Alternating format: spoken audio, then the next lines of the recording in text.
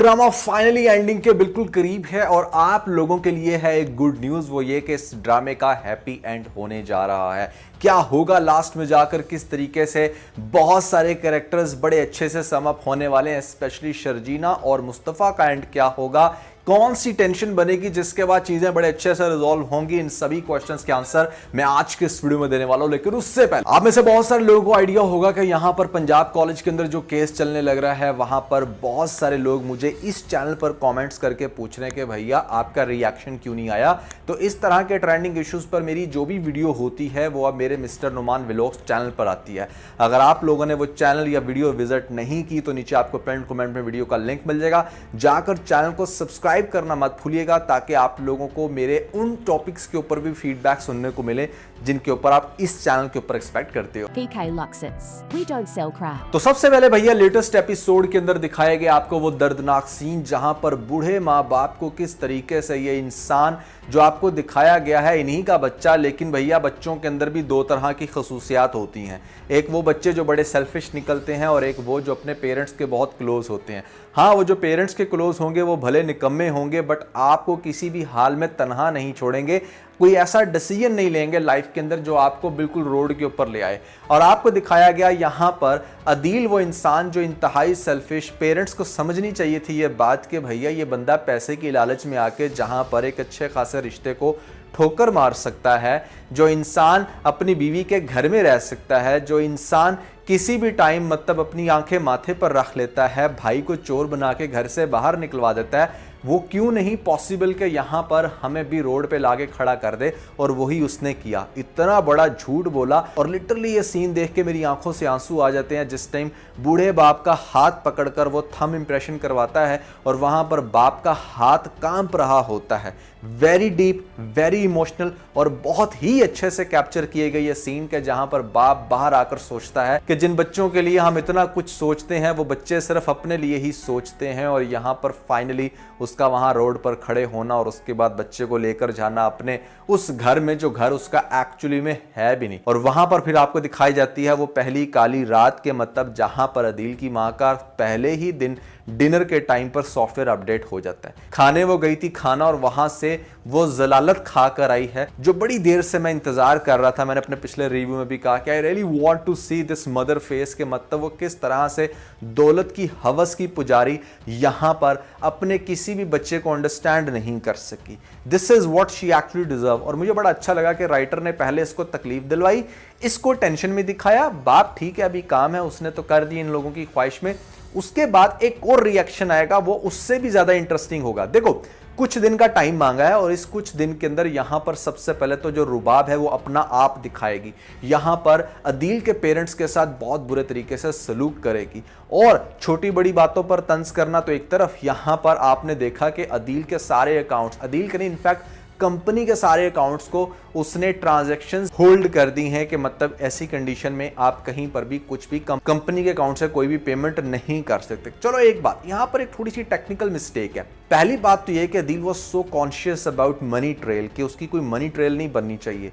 वो इतना स्टूपिड क्यों होगा कि वो जो 4-5 करोड़ का घर है वो बिकवाने के बाद पैसे फिर फाइनली अपने ही अकाउंट में या कंपनी के अकाउंट में डालेगा और फिर वहां से वो उस इंसान को पेमेंट करेगा जिस इंसान ने उसके सारे कस्टम्स वगैरह वो जो मामला है वो उसने क्लियर किया। तो मतलब पकड़ा तो उसने यहां से भी जाना था, वो इस अकाउंट के अंदर पैसे डाल के डायरेक्टली उसको क्यों सेंड करेगा। मेरे ख्याल से यहां पर बैंक का एक पे ऑर्डर बनना चाहिए था डायरेक्टली उसी इंसान के नाम पे जिसको इसने पेमेंट करनी है। और ये काम या तो अपना घर बेचने के बाद डेफिनेटली या तो कैश की सूरत में करता या फिर जो भी इंसान इसको पेमेंट करने लग रहा है उसको कहता है डायरेक्टली आपने इस अकाउंट में पैसे डिपॉजिट करवाने हैं। तो फिर हम कह सकते हैं कि हाँ भैया उसकी कोई money trail as such capture नहीं हो सकती। लेकिन यहां पर वो इतनी बड़ी मिस्टेक क्यों कर रहा। लेकिन आप देखें कि रुबाब ना आते सारी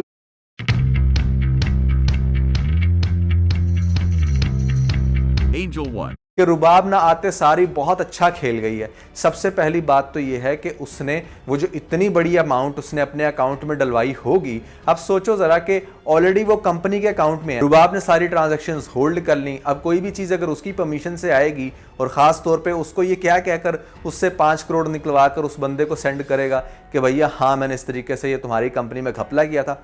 दूसरी बात, एक और टेक्निकल मिस्टेक है इसी से रिलेटेड, वो ये कि भैया हाउ कम्स के अदील इतनी अच्छी पोजीशन पे है, इतना समझदार, इतना पढ़ा लिखा है, वो अपनी कंपनी का अकाउंट क्यों ऑपरेट करेगा? उसका कोई पर्सनल अकाउंट नहीं हो सकता था क्या? अपने किसी पर्सनल अकाउंट में भी तो वो ये सारा काम कर सकता था ना।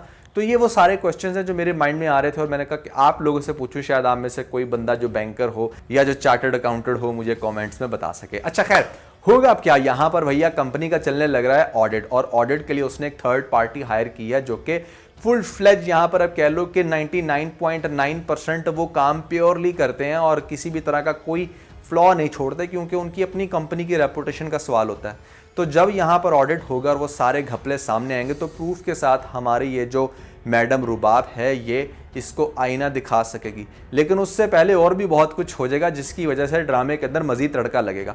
मूविंग फॉरवर्ड मैं आपका ज़्यादा टाइम नहीं वेस्ट करूंगा क्योंकि हमने ये डिस्कस करना है कि ड्रामे की हैप्पी एंडिंग कैसे होगी। सबसे हैप्पी एंडिंग तो भैया पहला जो पार्ट है उसका वो ये कि आपको अदील को बहुत अच्छे तरीके से सजा मिलते हुए दिखाया जाएगा।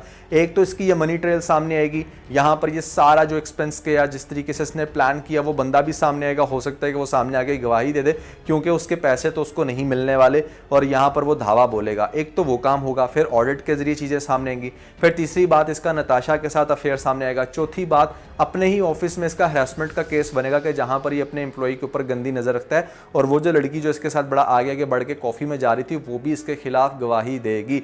जिसके चलते मुझे आप ये बताएं कि कौन सी ऐसी पॉसिबिलिटी है कि इसको जेल ना हो। तो रुबाब सिर्फ अपनी जिंदगी से निकालेगी नहीं, इसको बल्कि जेल में भी डलवाएगी। उसके बाद जरा सोचें कि यहाँ पर रुबाब क्या करने वाली है। यहाँ पर अपनी असलियत दिखाएगी और अदील के पेरेंट्स को घर से धक्के मार के बाहर निकालेगी। वो बिल्कुल रोड पे आ जाएंगे। अब ऐसी कंडीशन में माँ बहुत रोएगी, बाप कोई सेंटिमेंटल बातें करेगा, उसके बाद कहेगा कि बताओ अब करना क्या है। तो मुस्तफ़ा को कॉल की जाएगी। मुस्तफ़ा को कॉल करके कहा जाएगा कि बेटा हम बिल्कुल लाचार हो गए हैं, हमारे पास तो हमारा घर भी नहीं रहा। बेटी को बताएंगे, हो सकता है पहले बेटी कुछ अर्सा अपने पास रखे, लेकिन वकास ठीक है, दमाद टू सम एक्सटेंट हेल्प तो करते हैं बट हमेशा के लिए नहीं रखना चाहता कोई भी किसी को। तो एक्चुअली में इसकी हेल्प मुस्तफ़ा ही करेगा और मुस्तफ़ा अपने पेरेंट्स के साथ बहुत अच्छा चलेगा। इस पॉइंट पे इस ड्रामे को बड़े अच्छे से एक्सटेंड किया जा सकता है कि जहाँ पर दिखाया जाए कि मुस्तफ़ा अपने पेरेंट्स को अच्छे से वेलकम कर रहा है, उनको अच्छी खुराक दे रहा है, उनका ख्याल कर रहा है, उनके पाँव दबा रहा है और उनको इस चीज़ का एहसास दिला रहा है कि उन्होंने जो डिसीजन लिया था वो इंतहाई गलत था। दूसरी तरफ यहाँ पर मुस्तफ़ा की माँ अभी भी इस चीज़ की टेंशन लेगी कि अदील बेटा जेल के अंदर है और यहाँ पर रुबाब ने बहुत बुरा किया, ये किया वो किया। तो मुस्तफ़ा काउंटर में कह सकता है कि अदील ने जो किया उसको उसकी सज़ा मिल रही है, बट डोंट वरी, हम उसको वहाँ से ज़रूर निकालेंगे। देखो मुस्तफ़ा के हवाले से यहाँ पर यह है कि भैया ज़रूरी नहीं है कि आप अगर अच्छी गेम बनाते हो तो वो गेम फ़ौरन से वायरल चली जाएगी। यहाँ पर गेमिंग इंडस्ट्री में एक बहुत बड़ा अलमिया वो ये है कि अगर आपने 10 लाख की गेम बनाई है ना तो आपको 10 लाख रुपए की मार्केटिंग करनी पड़ती है और उसके बाद भी पता नहीं होता गेम चलेगी या नहीं चलेगी। इन मोस्ट केसेस गेम अगर नहीं चलती, जिसको हम कहते हैं ना चलना, उसमें क्या होता है कि गेम अपना खर्चा पूरा करवा देती है और आपका जो ROI होता है वो 0 पे होता है, सॉरी 1 पे होता है, 0 पे नहीं होता क्योंकि 0 पे तो लॉस हो गया ना आपको, 1 पे होता है, यानी कि नो प्रॉफिट नो लॉस। वो भी अगर गेम अच्छी हो, गेम बुरी होगी तो फिर तो आपको लॉस ही होने वाला है। हाँ, अगर आपकी गेम अच्छी होती है तो आप 10 लाख रुपए की गेम बनाते हो और उसके ऊपर 10 लाख रुपया मार्केटिंग पे लगाते हो तो आप 40 लाख रुपया कमा लेते हो, जिसमें से 20 लाख के एक्सपेंस निकाल के 20 लाख आपने कमा लिया। और अच्छे सिनेरियो के अंदर ये भी होता है कि जब इस गेम को थोड़ी सी ट्रैफिक मिलती है तो वो ऑर्गेनिकली बहुत ज़्यादा डाउनलोड्स लेना शुरू हो जाती है।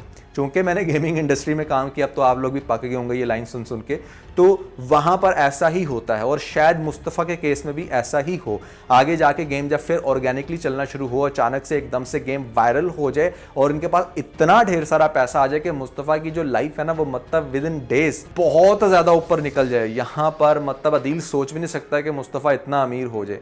उसके बाद अपनी मतलब मर्सिडीज़ के अंदर जाए, अपने भाई को छिड़वाने, पुलिस वालों के मुंह पे कुछ पैसे मार के निकाल के लाए और भाई को जब अपनी गाड़ी की बैक सीट पे बिठाया तो वो बेचारा शर्म से पानी पानी हो जाए कि यार ये मेरे साथ हो क्या गया। अब इस सारे सिनेरियो में आप लोग सोच रहे होंगे कि भैया फिर जीना और मुस्तफ़ा के दरमियान जो कॉन्फ्लिक्ट बनने लग रहा है उसका क्या होगा। चूंकि आज हम सिर्फ हैप्पी एंड पे फोकस कर रहे हैं तो हम डिप्रेसिंग बात नहीं करेंगे। हाँ, ये हमें बहुत अच्छे से पता है कि दोनों की फाइट होगी, एक दफ़ा फिर से अलग होंगे, बट एट द एंड आपस में वो एक हो ही जाएंगे भैया। यहाँ पर मुस्तफ़ा की सक्सेस इसके बाद हमारा जो मुस्तफ़ा है ना वो पैसा कमा के सबका दिल जीतने वाला है, जिसमें उसका अपना भाई भी शामिल है, शर्जीना भी शामिल है, माँ बाप भी शामिल है और हर जगह पर मुस्तफ़ा के चर्चे होंगे। That's what it's going to happen. मतलब मुझे इस तरह की फीलिंग आने लग रही है। रुबाब के साथ उसका खुला हो गया, जो बहन है वो बहुत खुश है, शर्जीना बहुत ज़्यादा हैप्पी है और उसने फाइनली अपने हस्बैंड को उस रूप में देखा जिसमें उसका हस्बैंड खुद भी अपने आप को देखना चाहता था। दौलत की रेल पेल है और इसके अंदर सबसे ज़्यादा मज़े का काम मुझे जो लगता है ना लास्ट एपिसोड में, जो आपको बहुत बड़ा थ्रिल देगा, वो ये होगा कि मुस्तफ़ा अपने पेरेंट्स को उनका घर वापस फिर से खरीद कर देगा। मुस्तफ़ा को ये बात पता चलेगी ना कि भाई ने ये चवल मारी थी और इस तरह से घर ही बिकवा दिया, तो मुस्तफ़ा अपने पेरेंट्स को वापस उनको उसी घर में लेकर जाएगा और कहेगा कि पापा मम्मा आपको आपका घर मुबारक हो, आपने यहीं पर ज़िंदगी गुजारनी है, आई एम ऑलवेज देयर। अगर आप कहोगे तो मैं शिफ्ट हो जाऊंगा, otherwise this is your home, आपको किसी के ऊपर भी डिपेंड करने की ज़रूरत नहीं।